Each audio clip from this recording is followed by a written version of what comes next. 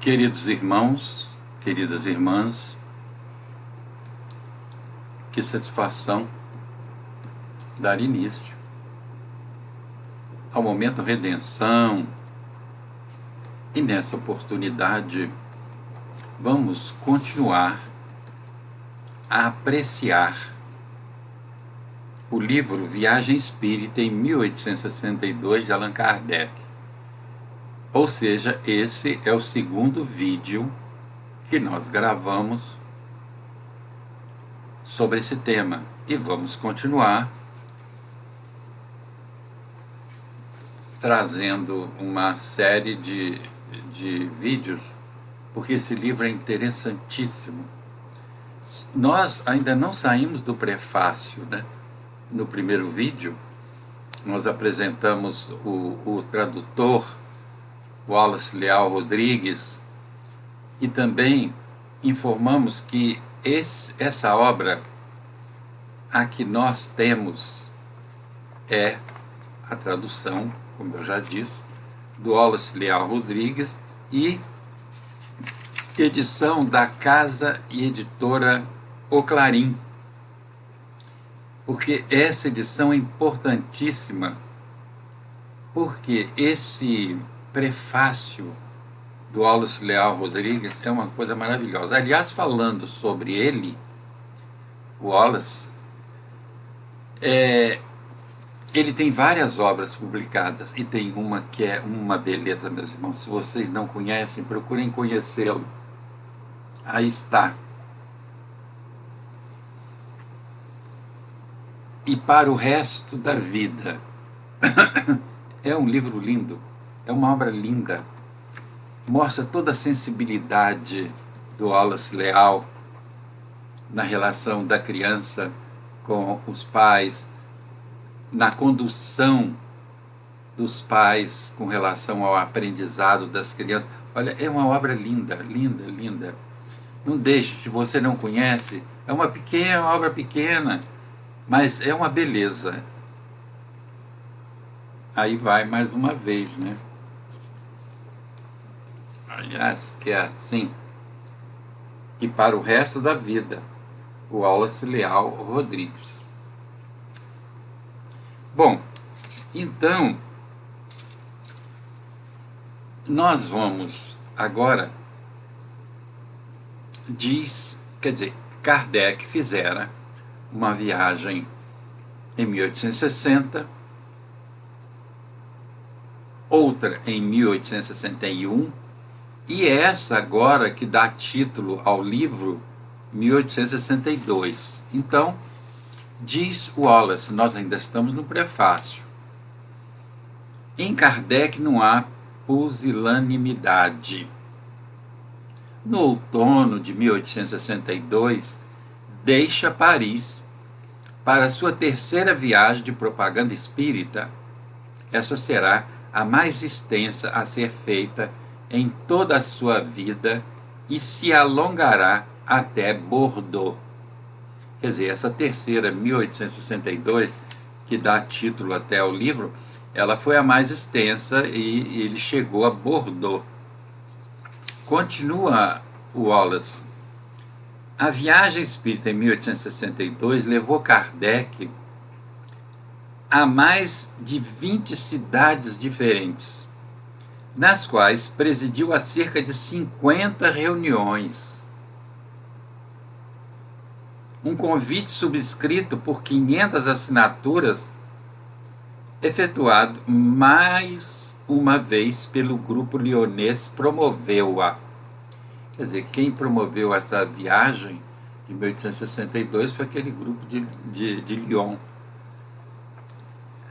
No decorrer dessas 6 semanas de 1862, ao outono, sucedeu o inverno e foi através da chuva, do frio e da neve que o grande missionário se locomoveu pela província francesa.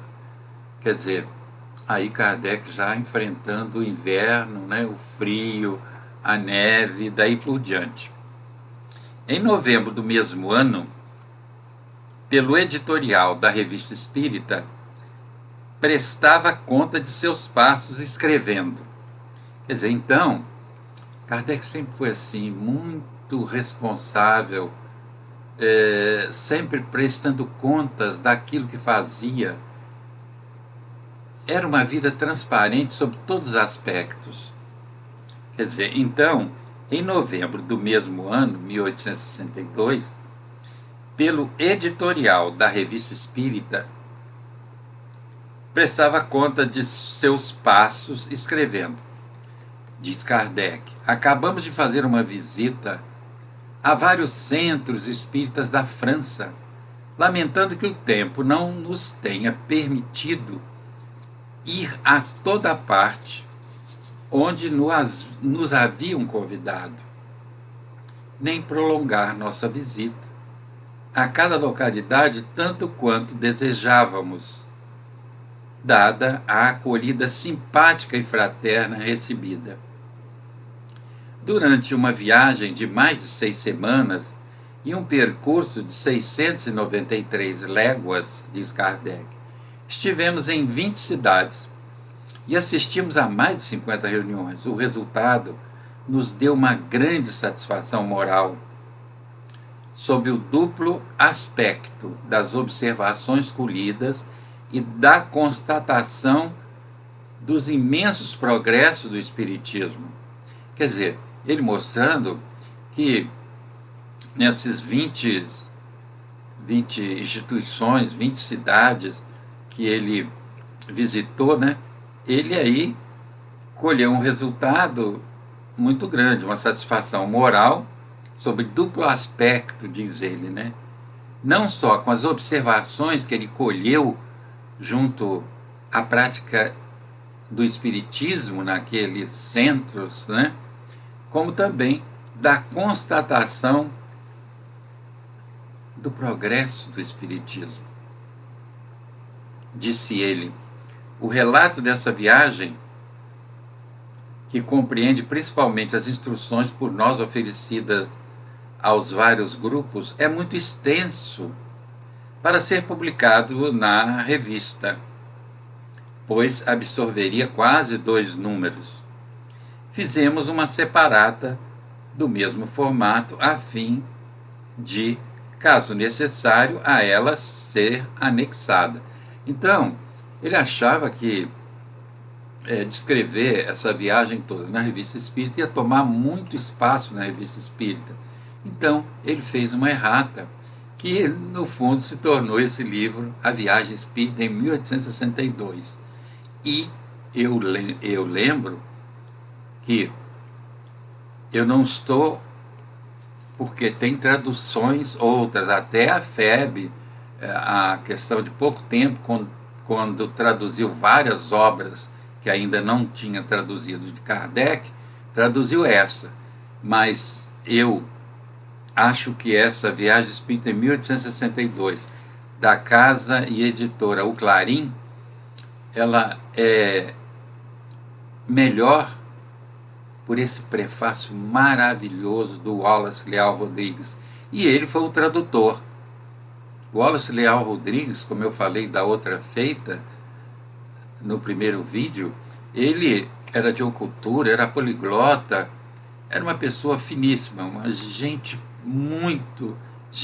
do bem. Como a gente está precisando, né, de gente do bem, para realizar o bem. Bom, então, diz Kardec, várias pessoas, principalmente na província, tinham pensado que o custo dessas viagens corria por conta da Sociedade de Paris. Tivemos que explicar esse erro sempre que se apresentou. Os gastos da viagem, como todos os decorrentes das relações que estabelecemos em favor do Espiritismo, são cobertos por nossos recursos pessoais e nossas economias, acrescidos do produto de nossas obras, sem o que ser-nos-ia impossível enfrentar todos os encargos consequentes da obra que empreendemos. Digo isso sem vaidade, mas unicamente em homenagem à verdade e para edificação dos que imaginam que entesouramos dinheiro. Porque aquela ocasião chegaram a dizer que Kardec teria ficado rico com o espiritismo. Veja, a Revista Espírita, por exemplo, ele lançou a Revista Espírita no dia 1º de janeiro de 1858, às suas custas. Kardec custeou o lançamento da Revista Espírita. O número de janeiro de 1858 foi custeado por ele. Claro que depois a revista foi muito bem aceita e por isso muitos se associaram para ajudar. Kardec fazia questão de mostrar determinadas coisas, principalmente essa questão do uso do dinheiro na relação com o movimento espírita, na divulgação da doutrina espírita. Agora, diz o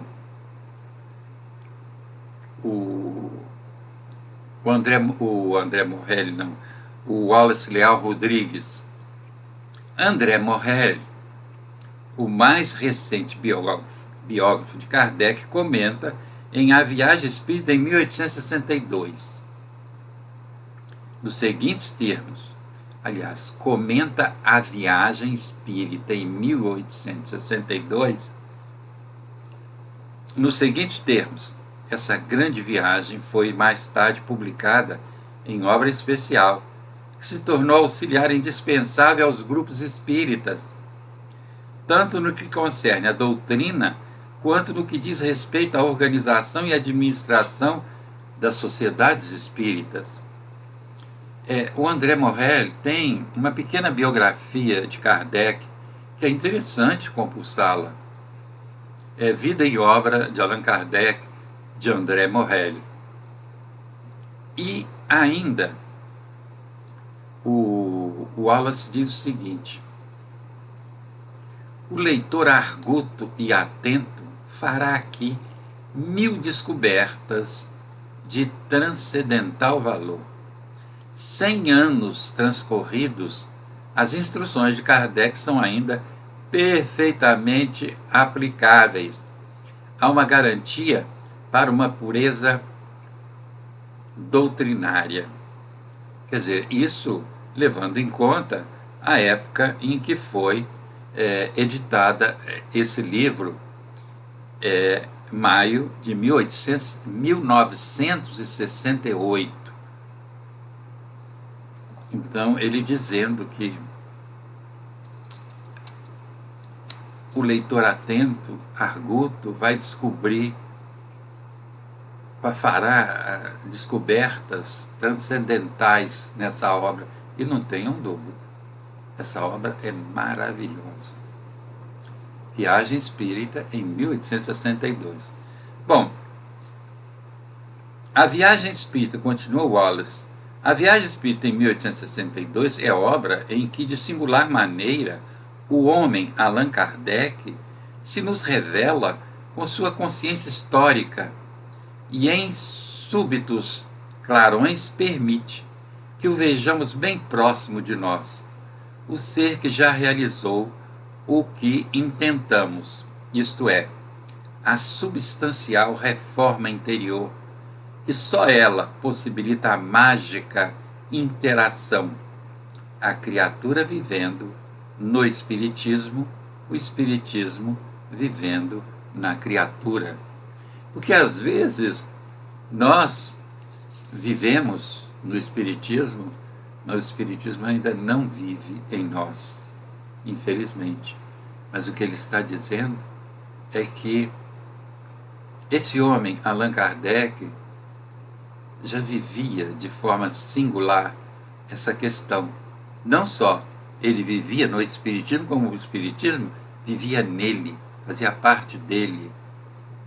Um espírito nobre, né? Não há dúvida nenhuma. Os dois, no meu entendimento, tanto o Allan Kardec, que é autor da obra, quanto o Wallace Leal, que é o tradutor e quem fez o prefácio, né?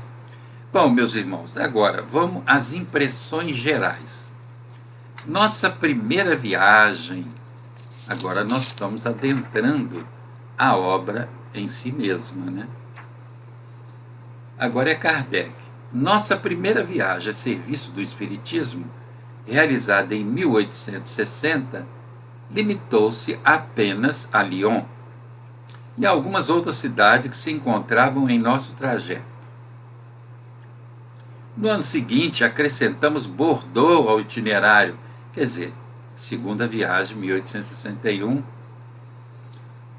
e finalmente agora, 1862, além dessas cidades principais, no decorrer de uma excursão que durou 7 semanas, num percurso de 193 léguas, visitamos uma vintena de localidades e assistimos a mais de 50 reuniões.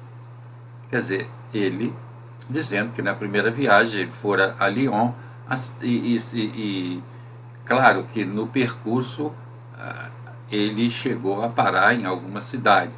Depois, no ano seguinte, ele chegou até a Bordeaux, né?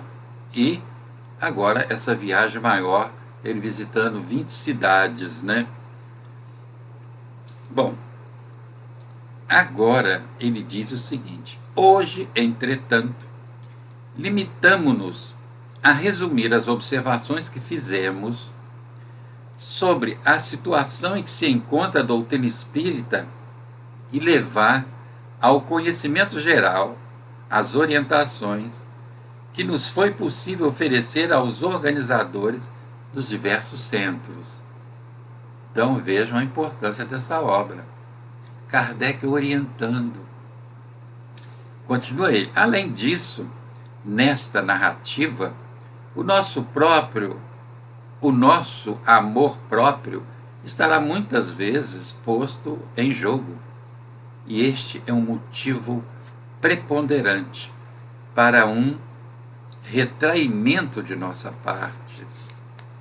Meus amigos, olha a simplicidade do codificador, olha a humildade desse homem. Vou repetir, além disto, nessa narrativa, o nosso amor próprio estará muitas vezes posto em jogo. E este é um motivo preponderante para um retraimento da nossa parte. Ele ia, como o presidente da Sociedade Espírita de Paris, o organizador do Espiritismo, mas ele ia como um ser humano, ele ia levando consigo o humanismo que ele trazia. Bom, é esta ainda a razão que nos impede de publicar os numerosos discursos que nos foram dedicados e que guardamos com preciosas recordações. O que não poderíamos deixar de consignar, sem correr o risco de passar por ingrato, é o acolhimento tão benevolente e tão simpático que recebemos e que só ele bastaria para nos recompensar por todas as fadigas. Meus irmãos, minhas irmãs, Espiritismo é isso. Espiritismo é isso. É acolhimento, é benevolência, é indulgência para com as imperfeições dos outros, é perdão das ofensas. E Kardec falando aqui, dando real importância ao acolhimento que ele teve nessas viagens que ele fizera. E nessa de 1862, uma viagem maior, quer dizer, a satisfação dele foi muito grande. Bom, devemos particular reconhecimento aos espíritas, aí ele cita várias cidades: Provence, Troyes, Saint, Lyon, Avignon, Montpellier, Sète, Toulouse, Marmande, Albi, Saint-Germain, Não, Saint-Gemme, Bordeaux, Royan, Marchejoux-Garonne, Marennes, Saint-Pierre-d'Oléron, Rochefort, Saint-Jean d'Angély, Angoulême, Tours e Orléans, bem como a todos quantos não recuaram ante a perspectiva de uma viagem de 10 até 20 léguas para irem se reunir a nós na cidade onde nos havíamos detido. Quer dizer, ele foi a essas cidades, mas recebeu também a visita de vários outros companheiros de outras cidades onde ele não pudera ir e que queriam conhecer o organizador da doutrina espírita, o codificador dessa doutrina, que se nos consola é porque nos esclarece e nos orienta os passos aqui na Terra. Bom, continua ele. O primeiro resultado que pudemos constatar foi o imenso progresso realizado pela crença espírita. Importante, os postulados da doutrina. Quer dizer, o primeiro resultado a que Kardec se rejubila e que constatou foi o imenso progresso realizado pela crença espírita. A crença, mas é aquilo que constitui, que está em O Livro dos Espíritos, em O Livro dos Médiuns, é que está nas obras, é a filosofia espírita, nos seus 3 aspectos, de ciência, filosofia e moral, como ele fala no livro que é o Espiritismo. Bom, continua ele. Em uma inumerável quantidade de localidades onde era desconhecido, o Espiritismo penetrou graças às pregações que lhe são contrárias e que, fazendo notado, inspiraram nas pessoas o desejo de investigar em que consiste ele.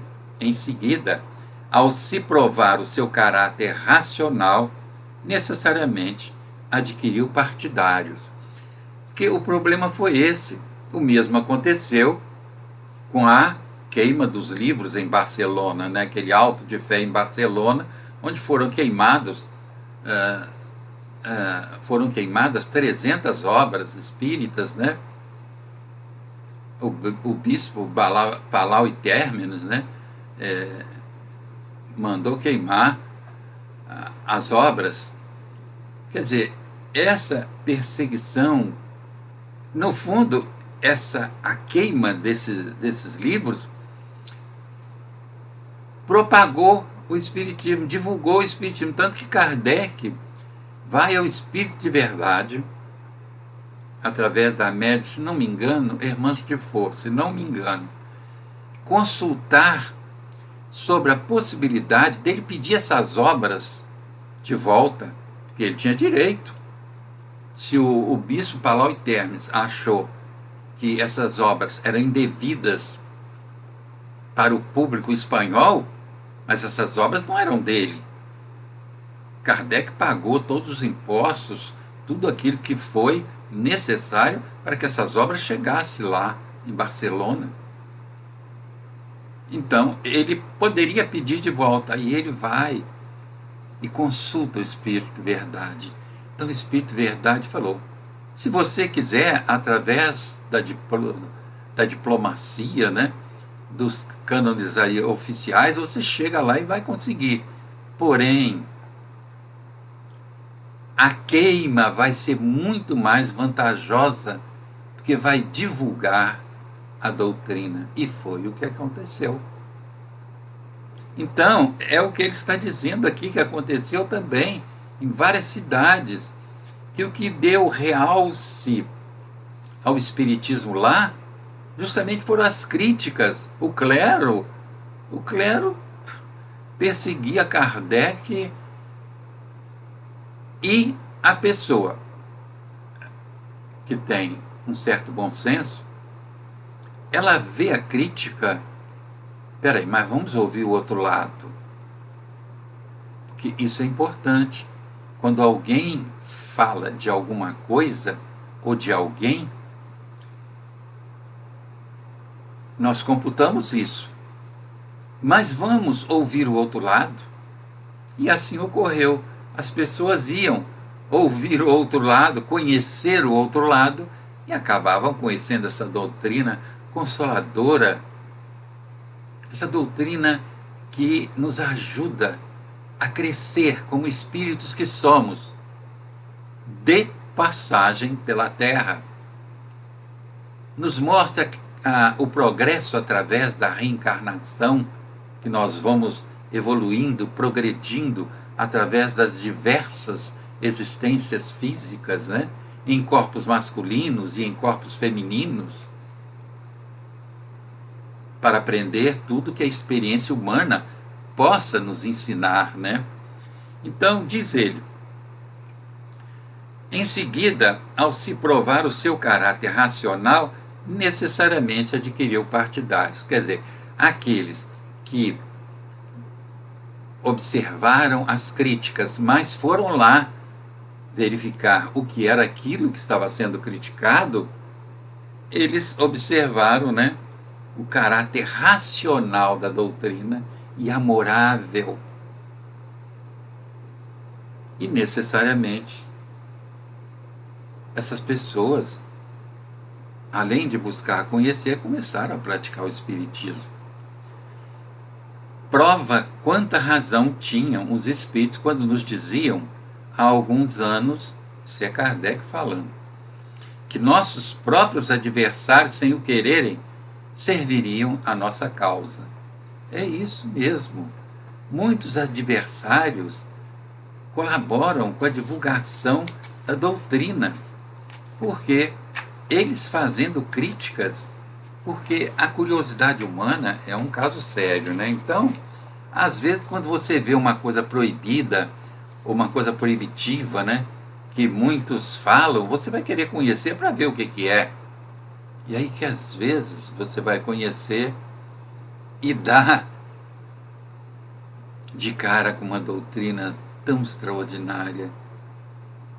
Olha, eu estou falando extraordinária porque eu estou me referindo à doutrina proposta nas obras de Allan Kardec. Eu não estou falando naquilo que muitos chamam de espiritismo e que está em muitas obras mediúnicas e que, a meu ver, não tem nada de consolador, não tem nada de esclarecimento real. Precisamos retornar a Kardec, na minha visão, no meu entendimento, pelo que eu assisto no movimento espírita. Precisamos sim. Há muita gente falando, até em vídeos, em lives, que mostram um conhecimento extraordinário de obras mediúnicas, mas poderiam até citar textos kardecianos se conhecessem, mas mostram que não conhecem, não tem intimidade alguma com a obra de Allan Kardec. Até citam Kardec, porque não há como ser diferente, mas não conhecem. E aí começam a dar explicações segundo algumas obras mediúnicas. E aí a gente vai ver em Kardec, aquela explicação é tão diferente e muito mais coerente, muito mais racional. Bom, continua Kardec. Um fator talvez mais importante do que a constatação em termos de quantidade, resultante também de nossas observações, é a seriedade com que se encara o espiritismo. Onde quer que se pesquise, e podemos dizer com avidez, busca-se o lado filosófico, moral e instrutivo. Isso é importante. Quer dizer, ele dizendo que, além da quantidade de pessoas que chegavam, né, para conhecer mais de perto o espiritismo e começar a se interessar, diz ele que Ele fala na seriedade com que essas pessoas encaravam o Espiritismo. Será que nós estamos encarando com essa seriedade? No meu entendimento, posso estar errado, mas o que falta é o estudo das obras de Allan Kardec nas casas espíritas. Esse negócio de aprender Espiritismo por apostila não dá certo. A apostila é muito bom para a gente estudar para concurso, porque a filosofia espírita tem que ser apreciada, tem que ter. Não vale uma só leitura, um só estudo da obra de Kardec. Nós temos que repetir, temos que rever. Eu estou constantemente revendo textos kardecianos ou kardecianos, como queiram, porque é sempre uma luz iluminando os nossos passos nos dias atuais. Não tenham dúvida disso, mas iluminando com fidelidade a Deus, a Jesus e ao verdadeiro bem. Naquela proposta em que Jesus diz: seja o teu falar, sim, sim, não, não. O que excede disso procede do maligno, meus irmãos. Bom, continua Kardec. Em sua maioria, os grupos são muito bem dirigidos, alguns mesmo de notável maneira, com o emprego pleno dos verdadeiros princípios da ciência espírita. No Redenção, nós buscamos orientar toda a prática mediúnica pela ciência espírita, que está em O Livro dos Médiuns. Claro que se compulsa outras, mas determinadas obras, em especial algumas de Ivone Pereira e algumas de Chico Xavier. Essas sim são apreciadas. Quer dizer, vou até repetir, em sua maioria, os grupos são muito bem dirigidos, alguns mesmo de notável maneira, com o emprego pleno dos verdadeiros princípios da ciência espírita. Os propósitos são idênticos aos que norteiam a Sociedade de Paris. E não se tem outra bandeira senão os princípios ensinados pelo Livro dos Espíritos. Nesses grupos, reina de modo geral uma ordem e um recolhimento perfeitos. Vimos alguns em Lyon e Bordeaux que reúnem habitualmente 100 e 200 pessoas e onde a atitude geral é tão edificante quanto o seria dentro de uma igreja. Foi em Lyon que tivemos a reunião geral mais importante. Compunha-se de mais de 600 delegados de diferentes grupos e tudo transcorreu de admirável maneira. Continua ele, Lyon possui vários médios desenhadores notáveis, um dos quais emprega o óleo sem que jamais lhe tenha tido qualquer lição de desenho ou de pintura, e vários médios videntes cujas faculdades podemos constatar. Como ele fala no Livro dos Médiuns, vidência tem que ser comprovada. Vidência tem que ser tranquilamente. E ele diz aqui, e vários médiuns videntes, cujas faculdades podemos constatar. Porque no Livro dos Médiuns, ele chama muito atenção sobre essa questão da vidência no nosso meio. Virou uma panaceia. Evidência tem que ser comprovada. O vidente, há vários meios e formas de se comprovar que alguém é vidente ou não. Bom, continuamos. Um ótimo médico psicógrafo, tanto quanto para dissertações espontâneas quanto para evocação. Quer dizer, desculpe, eu aqui fiz uma pontuação errada.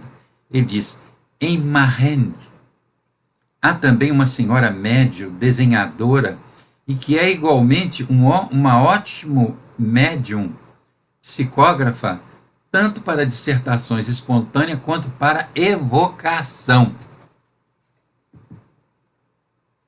Alguns que não toleram a evocação, não sei porquê, tem um capítulo do Livro dos Médiuns só sobre evocação. O Kardec, então, é irresponsável. Colocou instruções sobre evocação e nós não podemos utilizar. Ele é irresponsável? Não, não é não. E eles alegam o seguinte, a evocação Kardec fazia porque ele era o responsável pela coordenação do ensinamento dos espíritos. Mas vejamos, meus irmãos, quem estuda a Revista Espírita encontra ali várias evocações de vários centros espíritas distantes e várias cartas que Kardec recebia comunicando as experiências desses centros espíritas e falando das evocações. Então não era só Kardec, não. Todos os centros naquela ocasião. Mas é por quê? Porque a mediunidade naquela ocasião, o despertamento era espontâneo e não forçado, como às vezes a gente vê em certos lugares, né? O médium é pressionado quase que. Quer dizer, Kardec fala muito bem, quem tem a mediunidade em si, é só colocá-la num ambiente propício, adequado, e essa mediunidade espontaneamente surgirá, não sob pressão dos encarnados. O surgimento da mediunidade é espontâneo. A educação do médium para o uso da mediunidade, aí não. Aí precisa de uma terceira pessoa para ajudar o médium a enfrentar as dificuldades dessa nova empreitada da relação com os espíritos, a que ele não estava habituado. Bom, diz Kardec, trata-se de uma senhora que redige longas e formosas comunicações enquanto lê o jornal ou conversa com os presentes, e isto sem nunca olhar para sua própria mão. Quer dizer, uma psicografia automática mesmo. E Chico fazia isso também. Bom, os médios iletrados são numerosos e muitos há que psicografam sem jamais terem aprendido a escrever. Olha que coisa, olha que experiências que Kardec teve, né? E que trouxe a convicção espírita para ele. Que experiências extraordinárias. Médiuns, analfabetos, né? Médios iletrados são numerosos e muito há que psicografam sem jamais terem aprendido a escrever. Quer dizer, eles psicografam. Quer dizer, altamente mecânica a psicografia. E esses médios não sabiam escrever. Esses médios são médiuns especiais. Bom, e ele ainda diz, é que, como os espíritos o afirmam, a fase da curiosidade passou, e já vivemos um segundo período, o da filosofia. O terceiro, que começará em pouco, será o de sua aplicação à reforma da humanidade. Quer dizer, essa fase da curiosidade realmente passou, né? Embora há pessoas que são curiosas pelo fenômeno mediúnico ainda, mas isso já diminuiu muito. E o interesse pela filosofia, muitos chegam à casa espírita na atualidade querendo aprender o espiritismo, querendo conhecer essa doutrina. Então, é a filosofia espalhando seus frutos, né? O terceiro período que ele diz, né, que começará em pouco, quando ele fala em pouco, a gente não pode medir esse tempo como sendo meses, dias, é até anos, e às vezes muitos. Será o de sua aplicação à reforma da humanidade. É a nossa transformação moral. Não é moralismo religioso. Até agora, vocês não ouviram eu ler qualquer coisa que Kardec falasse sobre moralismo e formalismo religioso. Ele diz, o terceiro período, né, do Espiritismo, né, terceira fase, né, que começará em pouco, será o de sua aplicação à reforma da humanidade, a nossa transformação em pessoas melhores, em seres humanos melhores, mais afetuosos, mais caridosos, menos egoístas, menos orgulhosos, mais fraternos, mais solidários, né? Bom, aí ele continua dizendo: as consequências morais constituíam sua finalidade essencial. Quer dizer, as consequências morais são de suma importância ao assistir o que acontece hoje em dia, com essa pandemia. Nós estamos observando que situação moral se encontra o nosso povo, de certa forma, a nossa humanidade, porque não é só no nosso país que muitas pessoas transgridem as leis em benefício da própria humanidade ante a pandemia que nós vivenciamos. Não é só no Brasil, mas aqui a gente assiste coisas que inimagináveis. E eu não acredito, eu não posso acreditar que nenhum espírita estivesse promovendo aglomeração, sabendo que essas aglomerações estão dificultando o atendimento das pessoas necessitadas em UTIs, em hospitais. Tem gente morrendo por falta de vaga em hospital. Será que você, como espírita, tem coragem de sair para se aglomerar em festinhas? Não é possível. É difícil acreditar. Seria difícil acreditar nisso. Não estou falando política, não. Estou falando em consciência humanitária. Que é isso? Tantas famílias enlutadas. Quantas pessoas desencarnam diariamente no nosso país e no mundo em consequência dessa pandemia? Nós não observamos isso? Muitos jornalistas chamam a atenção para uma coisa que eu acho interessante. A gente olha números, mas são pessoas, são seres humanos deixando famílias, e às vezes quase que a família vai inteira. Ora, meus irmãos. Então, Kardec dizendo, as consequências morais constituem a sua finalidade essencial, a finalidade do espiritismo. Mas as consequências morais, e verdadeiramente moralizadoras, e não o moralismo, o falso moralismo, o moralismo religioso, é a moral de Jesus. Porque os espíritos superiores dizem que a moral espírita é a moral genuína do Cristo, não a moral do cristianismo que o ser humano criou, mas é a moral genuína deixada por Jesus nos evangelhos. É essa moral, fazer pelo outro aquilo que gostaríamos que fosse feito por nós. E isso cabe ao espiritismo reviver, relembrar e continuar esclarecendo. Bom, diz Kardec, uma luz intensamente brilhante e súbita não ilumina, ofusca. Quer dizer, uma luz muito forte.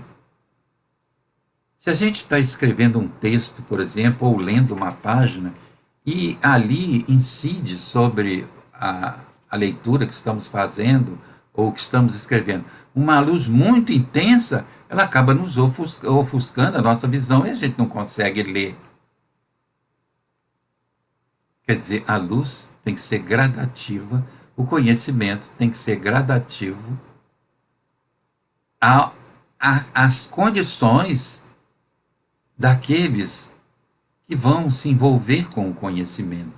Diz ele, podemos constatar essa marcha progressiva de ensino pela natureza das comunicações obtidas nos diferentes grupos que visitamos e que comparamos com outras anteriormente recebidas. Não basta ter um bom instrumento, é necessário dispor de um bom músico para dele tirar bons sons e ainda mais. É preciso que o executante disponha de uma audiência capaz de compreendê-lo e apreciá-lo. Quer dizer, não basta ter um bom médium, é preciso ter um bom espírito que possa até transmitir mensagens que virão consolar, esclarecer e orientar aqueles que tomarem conhecimento da sua mensagem. Mas são espíritos que vêm trazer a paz, o progresso, a alegria de viver, o prazer de servir. Não vêm mais pôr peso nos ombros da gente, não. Eles vêm nos levantar, nos ajudar a perseverar no caminho do bem. Bom, esse progresso, convenhamos, não é geral. Não o constatamos em relação ao caráter dos grupos. Os espíritos sabem muito bem em quem depositar sua confiança. Relativamente a problemas que não podem ser compreendidos por toda a gente. Naqueles em que se esbarram com condições menos elevadas, o ensino é bom, sempre moral, porém se restringe mais geralmente a banalidades. Quer dizer, os espíritos que vinculados ao espiritismo, claro que eles sabem, eles apreciam o público para o qual eles vão falar através dos médios ou vão deixar uma mensagem para aquele público. Eles avaliam para que eles possam deixar uma mensagem psicofônica ou psicográfica que vá ajudar aquele pessoal.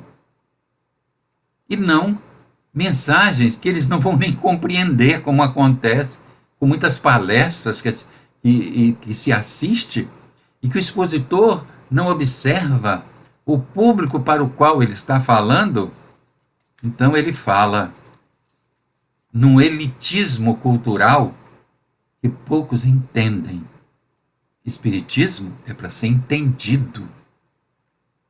Bem entendido, diz Kardec. O espiritismo quer ser bem compreendido, mas como?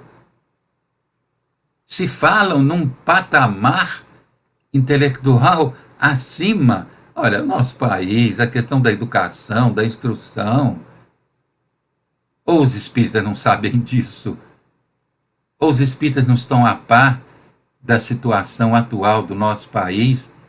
Aliás, já há muito, onde a instrução, a educação nunca foi muito levada a sério. É preciso trabalharmos para isso, para a educação. Então, ele diz ainda o seguinte: por desinteresse moral, entendemos a abnegação, a humildade, a ausência de toda pretensão orgulhosa, de todo pensamento personalista postos a serviço do espiritismo. Quer dizer, veja, o desinteresse pessoal, entendemos a abnegação, a humanidade, a ausência de toda a pretensão orgulhosa, de todo pensamento personalista, postos a serviço do Espiritismo. Ora, aqui Kardec falando para todos nós, dirigentes de casas espíritas, falando diretamente. Todo pensamento personalista posto a serviço do Espiritismo. Que pensamento personalista é esse? Quer dizer, ele diz, por desinteresse moral, entendemos a abnegação, a humildade, a ausência de toda pretensão orgulhosa, de todo pensamento personalista a serviço do Espiritismo.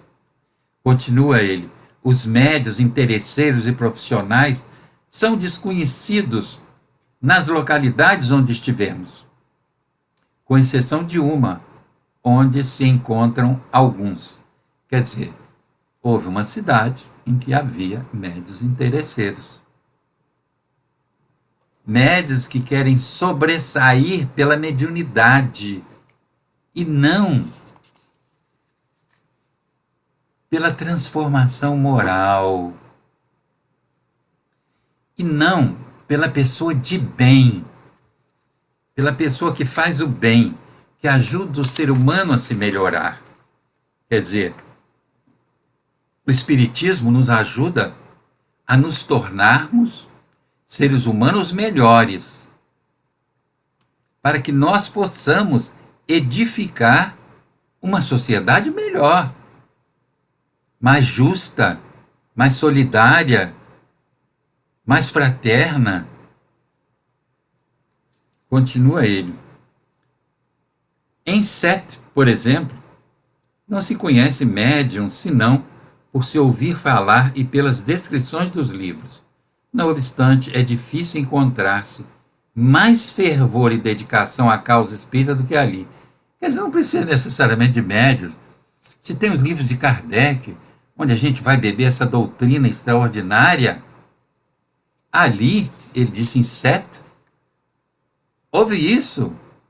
Não havia médios na reunião, mas o conhecimento, o estudo das obras de Kardec dava àquele pessoal estrutura moral, estrutura filosófica, modo de viver. Quando a gente fala estrutura filosófica, não está falando nessa filosofia rebuscada dos filósofos, não. São importantes esses filósofos, mas está se falando do viver melhor. E a doutrina, eu sempre digo, ela consola porque nos esclarece e nos orienta os passos aqui na Terra, ou seja, nos orienta a viver melhor. Continua Kardec. Isso prova que emprestam maior atenção ao fundo do que à forma. Para eles, a filosofia é o principal. As manifestações constituem um mero acessório. A filosofia espírita, meus irmãos, está à frente. A moral espírita decorre da filosofia. A filosofia espírita, ela surgiu da ciência espírita. E da filosofia espírita surgiu a moral espírita, que no fundo é a moral do Cristo.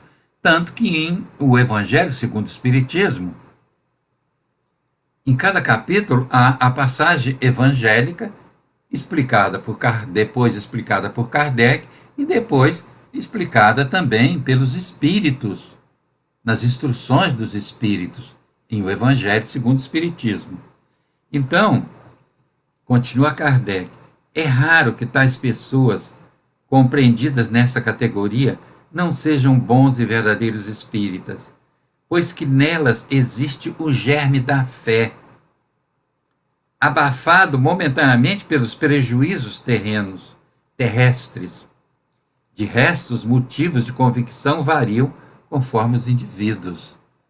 Convicção espírita adquirido através do conhecimento da filosofia espírita e da vivência dessa filosofia no dia a dia, meus irmãos, nos ajuda a viver melhor, nos ajuda a aprender, a caminhar melhor. Não há dúvida alguma. Vamos estudar Kardec, mas vamos estudar não é para passar de livro, para passar de ano, não. Vamos estudar porque teremos que reestudar. Esse negócio de período, né? Por exemplo, no Redenção, o estudo da doutrina é feito através do estudo de toda a obra de Kardec. Mas tem pessoas que ficam preocupadas de passar, olha, alguns, sabiamente, até conversam com o coordenador e pedem para voltar ao livro anterior, porque isso é importante. Não importa você estar à frente no estudo, importa você ter compreendido aquilo que você estudou e ter aprendido a aplicar aquilo que você estudou no seu dia a dia. Senão, meus irmãos, se nós ainda estamos nesse personalismo que fala Kardec, que aí a gente fala uma coisa na casa espírita, segundo os propósitos da doutrina espírita, aí a pessoa, mas eu não penso assim. Ué, tudo bem, mas é a doutrina que nós temos que observar. Não é o meu mau gênio, não é o meu pensamento esdrúxulo a respeito disso ou daquilo. Eu tenho que aprender os princípios da doutrina e aplicá-los na minha vida, senão de que adianta?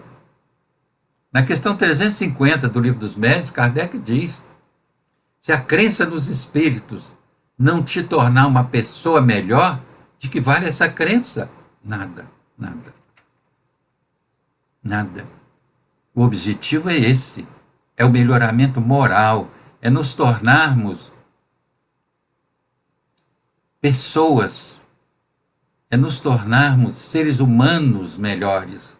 Não adianta a gente querer ser espíritos evoluídos, precisamos ser seres humanos melhores. Precisamos aprender a amar o outro, a fazer pelo outro aquilo que gostaríamos que fosse feito por nós. Precisamos começar a entender as nossas dificuldades e trabalhá-las, não é escondê-las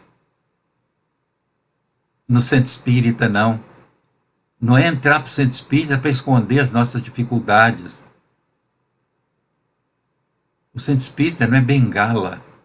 O centro espírita é instrumento de transformação, é instrumento de adequação nossa a essa doutrina e formação de um ambiente de solidariedade, de fraternidade, de indulgência para com as imperfeições um dos outros, de perdão das ofensas, de solidariedade, de fraternidade. Bom, continua Kardec. Ora, indivíduos há que não são convencidos nem por umas nem por outras. Há gente que não é convencida de forma nenhuma. O problema é delas. E não fica querendo convencer as pessoas. Convicção espírita é adquirida pelo estudo e pela vivência do conhecimento espírita. Sem a vivência do conhecimento espírita, a gente não pode dizer também que conhece o espiritismo. Eu gosto muito da parte filosófica do espiritismo. Aliás, o Coronel Kremer, certa época, eu já até falei isso, se não me engano, foi no Caminhando Juntos. Certa feita, o Coronel Kremer dando uma entrevista na Rádio Rio de Janeiro, e foi perguntado qual dos aspectos do espiritismo que ele mais apreciava. Todo mundo dizia, é o religioso. Ele não, a filosofia, ele falou. É o aspecto filosófico. Eu nem acho aspecto religioso, eu acho que é aspecto moral. Porque esse negócio do religioso deu muita confusão e dá ainda. Porque confundem a moral do Cristo e a moral que o Espiritismo tenta trazer de novo, que é a moral genuína do Cristo, confundem com moralismo religioso, com formalismo religioso. E começam as pessoas a quererem recomendar para os espíritas atitudes, essa é a atitude espírita, essa não. Que isso, nós somos seres humanos, falíveis, graças a Deus, que a possibilidade de falhar, que nos credencia a crescer. Só isso. Meus irmãos, nós agradecemos muito a vocês e nós vamos continuar estudando esse livrinho, Viagem Espírita em 1862, de Allan Kardec, edição da Casa e Editora O Clarim, tradução e prefácio de Wallace Leal Rodrigues. E, novamente, lembramos o livrinho do Wallace Leal Rodrigues, tem vários livros, mas esse eu acho especial. E para o resto da vida é muito bom. Meus irmãos, um afetuoso abraço para todos vocês. E tomem a vacina. Procura estar atento aí no seu dia de vacinar. Vamos torcer para que essas vacinas cheguem rápido no nosso país, para que as pessoas possam ser vacinadas. E fique atento. Vamos nos vacinar, porque são as vacinas e também as proteções que usamos, a máscara, o álcool gel, o não se aglomerar, o isolamento social é que vão nos ajudar a controlar essa pandemia, meus irmãos. Não acreditem em milagres. O milagre Deus já fez, colocou uma ciência para nos ajudar, e a ciência está aí correndo atrás para nos ajudar. Que Jesus nos conforte e que nossos protetores nos ajudem a estarmos firmes na prática do bem. Um afetuoso abraço para todos vocês, meus irmãos. Muita paz.